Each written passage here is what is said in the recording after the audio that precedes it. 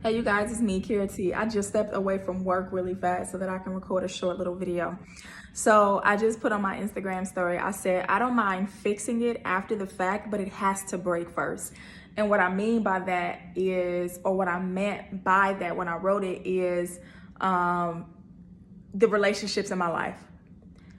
I don't mind like going to fix it if it's where God calls me to be, like if God calls me to fix it. But after the fact meaning after it breaks. Like I don't mind going back and humbling myself and making things right with people in my life. But those situations can't happen until the relationship breaks first.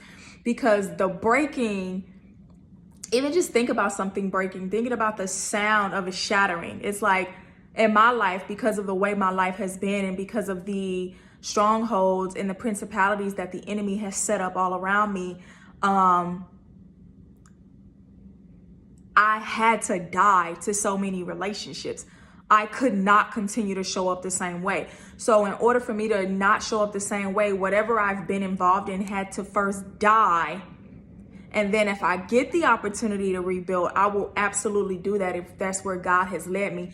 See, when you're like really, and this is something I'm learning just as I'm going, when you're like really growing and evolving, and when you've been in so much turmoil, even if a lot of it is self-inflicted or inflicted upon others from you, you can't just reappear. You can't just show up and act like, oh, this is just a new thing. It's like, no, there has to be a death between you and the other party. Like you can't just show back up. You really have to let that thing die.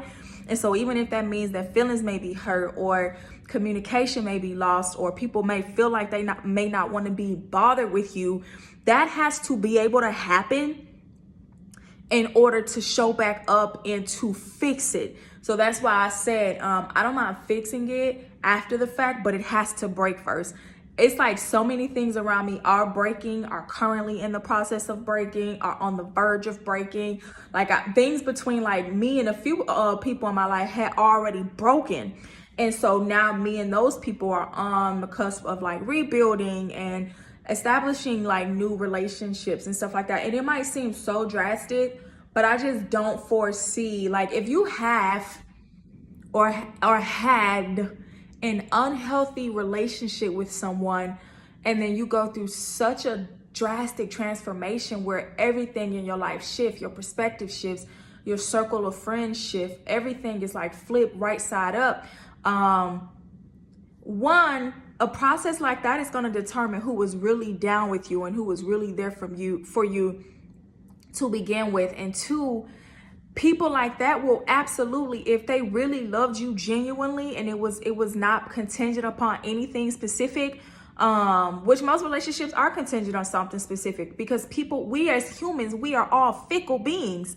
So everything is really contingent upon something, and most relationships are built on whatever the principle and the foundation is of the relationship. Like if you give somebody money, the relationship could be built on something like that, So it's just like, what was this built on? And depending if it was built on a mutual disliking for someone, like a bunch of toxicity, and it like I said, it might seem dramatic, but when I tell you that when you are as toxic as I was, when you live such a toxic life, when you idolize people the way that I did, there is no just showing back up and things just changing. No, it